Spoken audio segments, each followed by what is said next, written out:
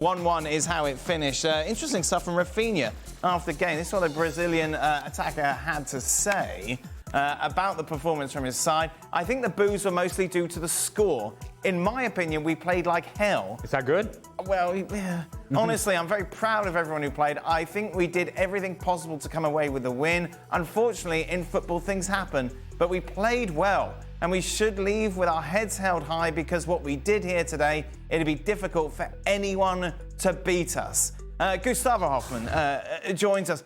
Gustavo, why does Ralphina have the need to come out and say these things when anyone who watched that game knows that if an opposition team is watching, no one is thinking, wow, this Brazil side, it's going to be difficult to beat them?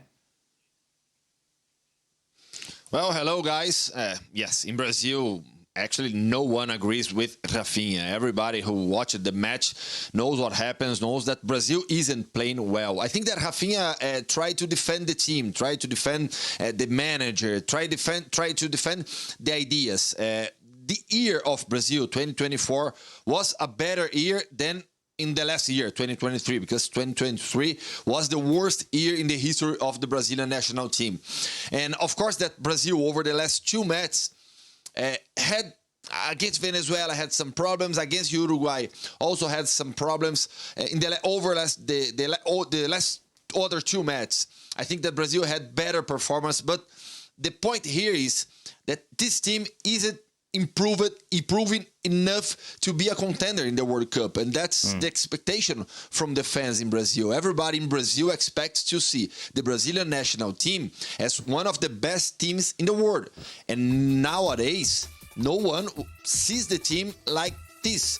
I think that, and many people are talking about it in Brazil. Brazil nowadays is a World Cup quarterfinal team. He's not one of the best teams. He's not not a contender if the World Cup would happen, for example, next month. And the question that I bring to you is this team developing, improving enough to be a contender? I don't think so under Doral Jr. Look, here's the thing. We know there have been some great Brazilian teams in the past. You know, we accept that this isn't that. They haven't got the same quality that others had. Yep. But there's got to be something from those players, of which there is a lot of quality within that starting 11, to add some sort of spark, some sort of life, some sort of effort to what was such a flat game. Do you know, the only thing I can think of is, are there too many Brazilian players today who are more worried about their own performances and are not particularly, the focus is not on the team? You know, I think back to the teams I watched in the 70s, full of star names, but not one of them looked as though they were playing for themselves. Is there just too many of these players now playing for themselves? Because as you said, you can't deny on paper that there's quality there, but it just doesn't show. And the only reason I would suggest is that they're probably not 100% thinking about the guy next to them. They're probably thinking more about themselves. And look, I'm not putting this all at Vinicius Junior's doorstep, okay? There's a lot of problems throughout this whole side. But if you're moaning and complaining and crying that you didn't win the Ballon d'Or, surely it's time to step up for your country when others around you are floundering to show that, yes, you are the best player in the world, and yes, you can carry this Brazil team. But no, yet again, we saw a flat performance from Vinny. Yeah, too many minutes in which he goes missing, too many minutes in which he's not participating or having an impact in the game.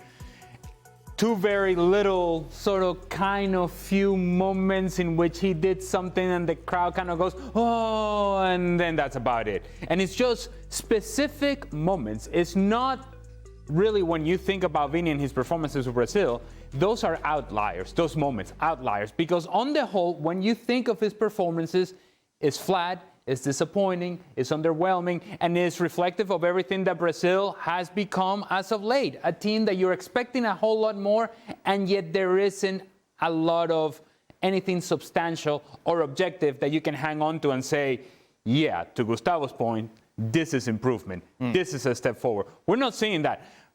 In yesterday's match against Uruguay, they had 10 minutes. 10 minutes! Now, you play 90. They had 10 minutes. After Uruguay scored, the following 10 minutes, you saw something from Brazil that you haven't seen in the whole match, and really you haven't seen in most of the World Cup qualifiers they have played. an intensity and an urgency and purpose in the attack and some individual creativity and some semblance of passing game or combination play that lasted 10 minutes. Once they scored the 1-1 by Gerson, you're thinking, okay, now here we go, Brazil. Oh, scratch the auto, here we go, Brazil. And it really never amounted to anything significant. Beyond all of that, I will say this, and you mentioned it in terms of the attendance or lack thereof and the stadium. It is clear evidence of the disconnect that exists between the fans in Brazil and this version of Brazil. And then, if you didn't believe that that wasn't enough to paint a clear picture about the disconnect between the fans and the players, let me just correct Ralphina. Ralphina, they were not booing the final score. They were booing you and your team. And while Ralphina may be one of the few players that you can say he tried to do a little something different, when it comes to the totality of Brazil, they were booing Brazil. And now the Brazilian fan is more likely to boo Brazil than to cheer for Brazil. That's where we are with Brazil. Why was no one at the game, Gustavo? Sorry? Why was there no one? Why were there so many empty seats? Okay, I know, because of the cost of the tickets. It's too expensive. And this is incredible because the Brazilian Confederation takes the match to Brazil. Of course, they want the public there, but the cost of the tickets are so high that no one will go to the match, especially when Brazil is not when Brazil is not playing well. So there is a huge disconnection between the fans and the team, and also between the Brazilian Football Federation and the country. To understand what happens in Brazil, to understand the economy in Brazil, the cost of the tickets were so high. This is the main reason, and also because of this disconnection between the team and the fans. I still about Ralphina. I think that he gets frustrated with everything that happened because he has been playing well. He is really playing well for Barcelona and Brazil. So when things around him doesn't happen the way that he wanted to, as the way that happens in Barcelona, for example, he really gets frustrated. So when he hears the boos, when the reporter after the match asks him about the bad performance of Brazil, I think that the frustrations became words. Gustavo, it's interesting. Let me just take you through what the Brazilian coach had to say when he was asked about Neymar and the possibility of him returning to international action. And obviously, he's out with injury at the moment. The move to Saudi Arabia has been a complete and utter failure. This is what Doral Jr. had to say about Neymar. I would like him to return to the team at a time when the team can support him. I hope that happens again in March or the following year. All we want is for him to be fit so that he can do his best. I have no doubt that with Neymar, the national team's performance, will be better than ever. This is clutching at straw. This is desperate, isn't it, Gustavo? Yeah, no, yes. In Brazil, we have an expression that we say the hypothetical Neymar. Because no one knows how is Neymar nowadays. You can count on him. You just can't count on him. Of course that you can expect that he will come back, but you cannot expect that he will be the savior, that he will be your best player, because he doesn't play. Actually, he played, but he got another injury. But so he doesn't play regularly for more than a year. That's a lot for a player over 30 years old. So I think that we're talking about the hypothetical Neymar.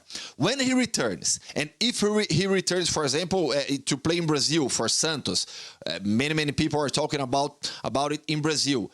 Let's see what happens. Brazil will play again in March. Will Neymar be playing again regularly till March? I think so, but no one knows nowadays. 32 he is, Ali. And you think all the struggles he's had, particularly since he made that move to Saudi Arabia, it's strange the manager is so committed. Well, the age itself doesn't worry me as much as the injuries. And the fact that I think we can all agree, whatever we think of Neymar, we can all agree that he hasn't always been the most committed. And he hasn't always been the most about, to Stevie's point, a team sort of player. I think the fact that they're so desperate to find something different about this team, that you're not quite finding it in the players that are currently available for selection. And you kind of go, we got a guy. We got a guy. Neymar is the guy. And it's that desperation, and it's the fact that you feel the need to be drawn towards Neymar that paints a very clear picture as to where this team is. Yeah. At this point in Neymar's career, given the injury that he just had, you shouldn't be looking at him to walk through that door and resolve every issue that you have going forward in terms of the creativity for this team. You should have players available that you should be able to plug into those sort of holes and say, this is the next generation of Brazil. And you're struggling to do that. Neymar may be a good piece to have, may be useful for you in moments, but cannot be the answer to all your problems. When was the last time Neymar actually lived up to the reputation that he got? Mm-hmm. I mean, he didn't. I mean, how far back do you want to go? Because in my mind, since he left Barcelona, he has been a shadow of the Neymar that we used to laud over and salivate over. No, we've seen flashes, to be fair. At There you PSG, go. he took PSG to a Champions League final. Do you know what I mean? So there has been there. Well, but the fact that we're hanging our hats. Again, Dan, I would argue. I would love to agree with you in saying that Neymar took them to a final. This is not like Maradona carrying Argentina. I think Neymar carrying PSG to a Champions League final is a bit of a stretch. And let's put his club team aside. When was the last time he played well for Brazil? In my cluttered brain, I don't remember the last time that Neymar actually produced in a Brazil shirt either. So the fact that Doral talking about when we get Neymar back... Well, he hasn't produced in any shirt for a long time because he's been injured. This is exactly. The issue. I mean, it's a classic case of sometimes not playing. People just seem to remember all the great things about you, other than what you actually produced before you had your injuries or whatever it may be. A name that perhaps people that are not fans of Brazil or not familiar with Brazilian soccer that would not recognize, Estevao.